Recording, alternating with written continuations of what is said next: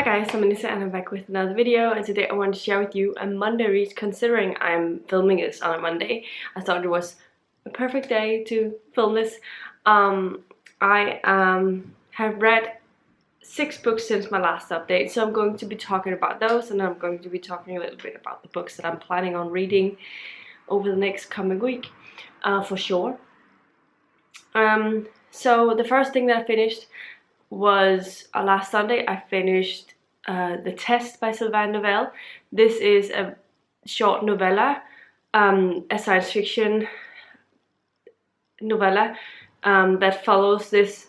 It's set in the UK in a sort of near futuristic setting. I don't know, I think it's near futuristic, and it follows this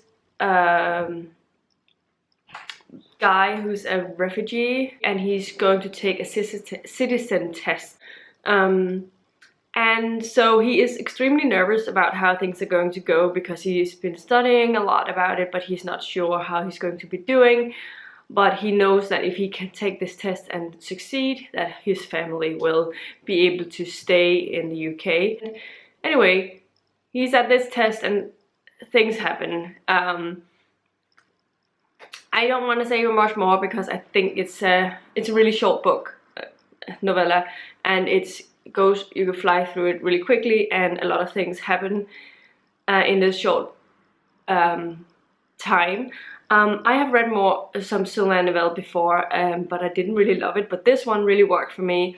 I think partly because our main character was really interesting to follow, and the pacing of the story that was told was done really well, and the sort of thought processes that this person went through in this test was really interesting.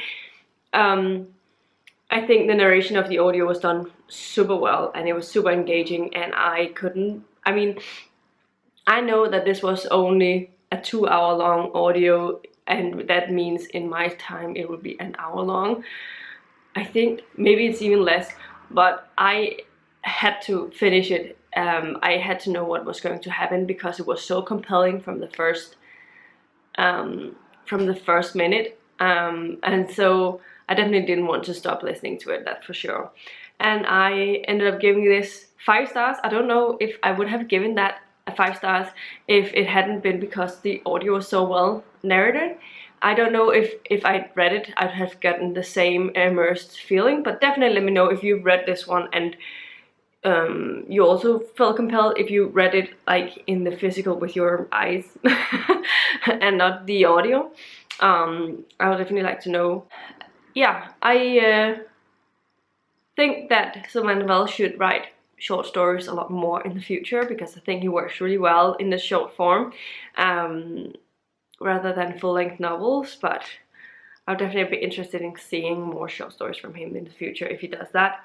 Like right after finishing that, I went for a walk and I decided to prop on the next audio, and that was also a really, really short audio. It was Rebel Heart by Anna Lowe. This I had to read because it had heart in the title. It was for my Howls. I had never heard of it. I thought it was a prequel story, but it was a prequel story to a 4th book in a series.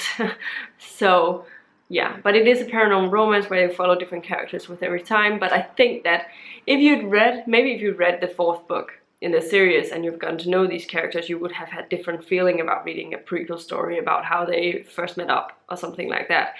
And there was definitely things I thought that was okay, but overall I wasn't at all interested in reading on. I wasn't at all super invested in the characters. I knew it was just this short, really short book about them having sex, and it was just a little bit weird.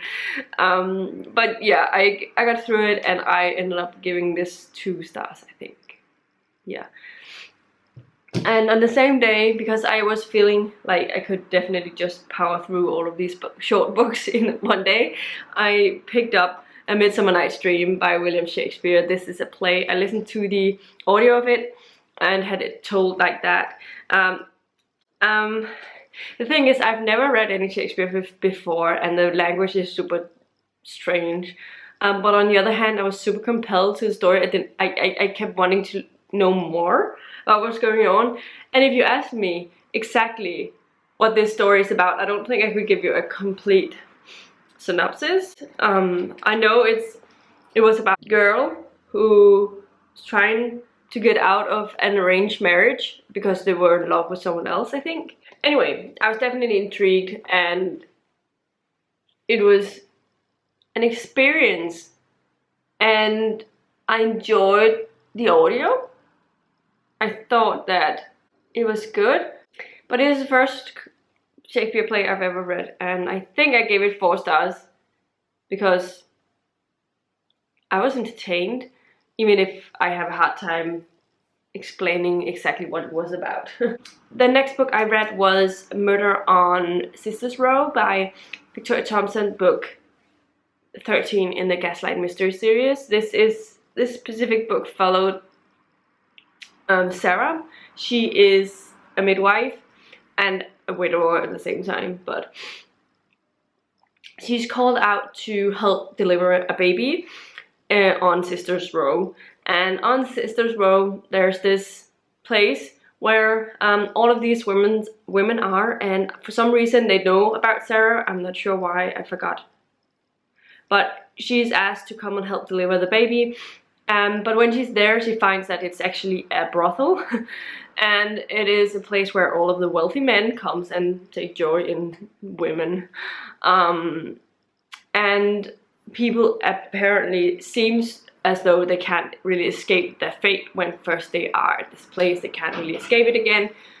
And this person who delivers the baby wants to escape from the brothel and wants to make sure that the baby is safe. And so Sarah, being a midwife, wanting the baby to make sure that the baby gets out safely, takes it upon herself to help moving her as well as the woman who delivered the baby. But it turns out that everything isn't as it seems, and stuff happens. So a couple of people die, and who knows who the killer is. Yeah, they continue to be joyful reads. Like, I mean, people getting murdered is not joyous, but the cozy mysteries have a certain feel to them, and I don't think everyone would say that this specific series is a cozy mystery, because I don't think it's as cozy as those. But I personally just really enjoy them and find them to be comfortable reads whenever. Especially considering I enjoy Frank and Sarah's characters so much, and how they are developing through every single book, and some of the other characters, how they keep progressing. So I definitely enjoyed it, and I gave it. The next thing that I finished was The Darkest Rising by Susan Cooper. This is the second book in the Darkest Rising sequence. This series is a sort of Arthurian legends retelling thing. The first book is sort of a scavenger hunt thing, where I believe that these brothers find this treasure map and goes on the hunt for this thing, while being chased by some bad people who want to find the thing first and use it for their own purposes. This one was a little bit different. This was, we followed Will, who is the 7th son of a 7th son. It seems to always be that thing with magical numbers and stuff. But he is the last person to join the Circle of Light, and last and final person to join the Circle of Light to fulfill the circle. And the Circle of Light is a group of people called the Old Ones, who helps making sure that they can defeat the dark that is rising in this world. And so it's around Christmas, which was also weird considering we're in the middle of spring, and reading a Christmas story right now was just a little bit weird. But it follows Will as he is trying to be part of this. Personally, I didn't love this as much as the first one. What I remember from the first one is that it's a scavenger hunt, and that people are these boys are being chased alongside, and I thought it was quite a chase. I really was immersed in that part of it. I also read it in a Danish translated edition, and I don't know, the writing the writing style is not something I enjoy very much, and I don't know if it's translated book helped me when I read it, because I definitely was so annoyed with the writing in this one. And I read it also for the Howls, Defense Against Dark Arts, where you had to read a book that was set at sea. And while this was not completely constantly set at sea, there was definitely times when they were at sea, like he was underwater. And he also went over the Thames a lot of times, but which I know is not the same. But I figure it's okay, it works, hopefully. But I ended up giving the second book 3 out of 5 stars, so I hope that the next books will be better. And I just saw that Shannon from Shannon Riddler has just been talking about this book in her wrap-up of March, and she was really fond of The Grey King, and which has been her favorite in the series so far. So I'm definitely looking forward to reading on in the series. It seems to me that it might get better, which is definitely great. The last and final thing that I finished over the past week and a bit was Howls Moving Castle by Diana Wynne Jones. This is a middle grade book that was published back in the 80s.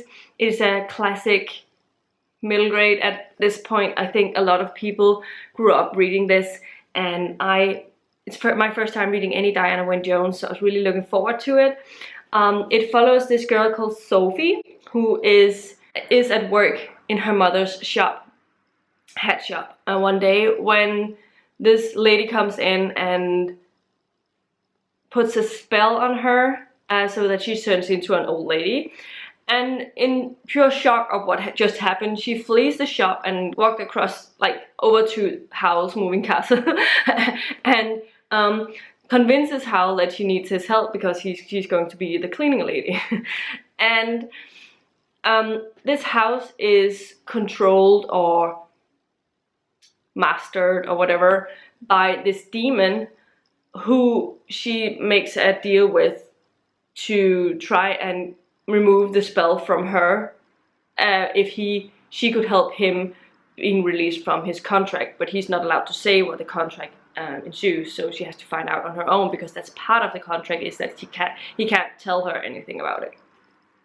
So she becomes part of this world, and it's just an immersive adventure story, and it's full of weird magical things and magical spells, and it's so whimsical. I definitely understand why so many people love this one. I was super engaged all the way through, and I really enjoyed it, and I am definitely going to be reading more by Diana Wynne Jones in the future, because this was really great, and I ended up, I think, giving it 5 stars. I was just super happy with how it was written and how it was told, and I read all of this mostly yesterday with the exception of the first 20 pages. So it was definitely a book that I definitely wanted to keep coming back to read. And it was also the final book that I read for the Classic SFF readathon, which was a readathon where we focused on reading Classic SFF by women. And so this is the 4th and final book that I read for that. Wait, that's one I've forgotten to talk about. Okay, I lied. I have 7 books that are to talk about. I don't know why I didn't mark this off as read yet. But the last and final book that I also read over the last week and a bit was Shards of Honor by Lois McMaster Bushel. This is the first book in the Vokosikan saga. This is a science fiction book, and it was also one I read for the science fiction classic SFF readathon. This book follows Cordelia, who is the captain of this ship. She just is part of this survey crew, and they are attacked, and she is taken hostage by, what's his name, Aral Vokosikan, who is the commander of the other ship from Bahrain. I find it weird because I would say Barrier, but I think the narrator of the audio kept saying Barrier. So I don't know which is the correct term. But she'd been taken hostage on his ship, and over the course of the book they get into all these different obstacles on the way and solve them together, and as they get through this, they sort of start creating a fondness for each other, so there's a romance brewing, and nobody seems to understand what's going on, because everyone believes that Bukowski has like bespelled her or something, or evil magic stuff has happened to her, which is not the case. But I definitely enjoyed this one, and I enjoyed the romance a lot. I enjoyed the characters a lot. There's definitely something with science fiction novels, me listening to science fiction novels in audio form, because there's a lot of things about the actual technical parts of the world that I have a hard time grasping. So I've decided from now on, I'm just going to buy the books and read them physically, because even though I have access to all of the audios, I didn't really like the narrator. It was weird because it's told from Cordelia's perspective, like all of it. I don't think it was at any time from Howls' perspective. But it was told from her perspective, and it was a male who narrated it, and so it didn't fit really well with the story. And also his narrative skills was a bit like mediocre. Like, it was not bad, it was just not my preference thing. So I'm definitely going to be continuing with this one, but I'll be reading it physically instead. Also because I definitely really enjoy the characters, and the only thing that is worrying me a little bit is that it's so insanely long, this series. So I don't know when I'll be able to get to the next ones and when I can actually put a focus on reading them, but I definitely will try and get my hands on a couple of the copies along the way and slowly get my way through this series. And I gave it, I think, 4 out of 5 stars. So it's definitely been a great reading week for me, because in terms of ratings, I don't think there are as many bad books apart from that one short story that I gave 2 stars. And otherwise I've been pretty happy with my reading. Like, The Darkest Rising was not the best, but I didn't hate it. So overall I've had a really good week with 2 5 stars and a handful of 4 stars. So I'm definitely happy about my progress over the past week and a bit. In terms of what I'm planning on going for next, I'm definitely very much focusing on getting to my Stacking the Series books, as well as the books that fit for the Howls, because the Booktube SFF Award reading has been postponed so that you can read all over May as well. But I do want to finish as many of them as I can in April, so that I don't have to focus on that in May, because I have some other plans for May and I'm really looking forward to that. So I'm hoping that I can finish all of what I have on my list, but I have 10 books left on my TBR for April, and the longest one I've not even started on yet. But I am over halfway through Carpe Jugulum by Terry Pratchett. I don't actually know how you say that, Jugulum, and even though I've heard it mentioned in this book a couple of times, I keep forgetting, but I don't think I'm pronouncing it correctly. This is a story where there's sort of a fight between the witches and the vampires in this universe. We're following, obviously, there's Granny Weatherwax, or Esme, and there's Nanny-Org, and there's Magrat, and then there's Agnes in this one as well, who is this young witch who's on the way.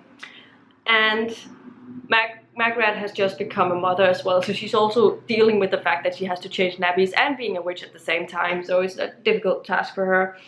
And then there's this man caught in the middle of it all. He's called the Mightily Oates. He wants to become a priest, but then he's sort of stuck in the middle of this fight, and it's kind of funny. I adore this one so much so far, and I've definitely enjoyed it. I got through like this much of it yesterday, so I assume I might be able to finish it maybe today already, because I'm definitely planning on going for a long walk again today, because the weather is pretty nice, and I have been doing that whenever I could, because it's a good way of, first of all, getting you out of the house and see something else than your 4 walls, and it's good for your health, and because of the nice weather, it's also just nice to be out and about. And yeah, I'm kind of happy that in Denmark, even though we've been on this stay-at-home thing, we are still allowed to go out for walks and going into nature, we're actually encouraged to do so as long as we keep our distance and do it safely. So I'm happy about that, and it definitely has been making things a little bit easier. The other day I went on a bicycle ride and my back tire was flat, a little bit flat, like sort of not completely flat, but flat enough that it was definitely difficult for me to keep up speed. It's really rough cycling with a half flat tire. I don't know if you've tried it, but it's definitely not recommendable. I could not keep up with everyone else, and I never have a problem with that, so it was really weird.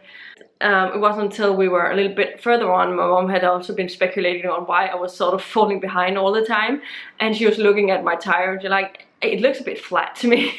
And my dad was like, yeah, maybe I have something I can help you like get some air into the tires, but it didn't really fit. And it also turns out that the further we went along, the worse it got. So I feel like it was probably punctured with a small puncture, so that it was only slowly the air was slowly going out of the tires. So yeah, but that was a little bit annoying, and it was also really rainy and cold at the day. So it was, on top of being really rough, it was also really cold. However, other things I have plans to do. I started on Sala and Gabi Breaks the Universe by Carlos Hernandez this morning, and I read the first 45 pages. My plan is to read this in the daytime, so like when I have some times over the day, I will be reading from this in the morning, and I will be reading from this in the afternoon, whatever, when I pick it up. I've only read this in the morning today, but I might read it when I get back from my walk later. My plan is that I will be starting on Harry Potter and the Chamber of Secrets by J.K. Rowling, which is my reread, but it also completes my Owl for Astronomy, which was reading a book mostly during nighttime. Now, it doesn't get dark here until a little bit later than usual, but I will try and see if after around 8 p.m. I can read for an hour every evening or something like that, or maybe a little more, and see how that goes. Because I'm definitely looking forward to reading this, but I will only be reading it in the evening. And the reason for that is that this and this are the only physical books left that I have that is part of the Owls. Then I have, I think, 2 more audios that is for the Owls that I will also be working on, and then I have 2 Stacking the Serious books apart from that as well that I would like to get to. But I have 2 more weeks for that, so yeah, I'm definitely planning on getting to Dead and Gone, which is by Celine Harris, which would be my Transfiguration Owl, and You Are Not Alone by Greer Hendricks and Sarah Pekkanen for the Literally Dead book club, as well as my Owl for, I forgot what the specific owl, but it was because I had to read a book that was out of my comfort, like my favorite genre. And that is the furthest away from my favorite genre of the books that I had on my TBR already. Now I'm going to be wrapping this up. I feel like I've been filming for quite a while. Definitely let me know in the comments down below what you've been reading over the past week. Have you been participating in the Classic SFF Readathon? Have you been participating in the Owls, and how have you been doing? I feel like my reading is getting better and better. And then I have to start work again tomorrow, and I already know I have a pretty hectic schedule. Tomorrow I'll be working from home. Wednesday and Thursday I'll be working out. And then Friday I think I'll be working from home again. But I haven't actually... Denmark starts slowly opening up again this next week. But it's only in terms of... In Denmark we have just one school where you go from 1st to 10th grade. And or actually grade 0 to 10th grade, and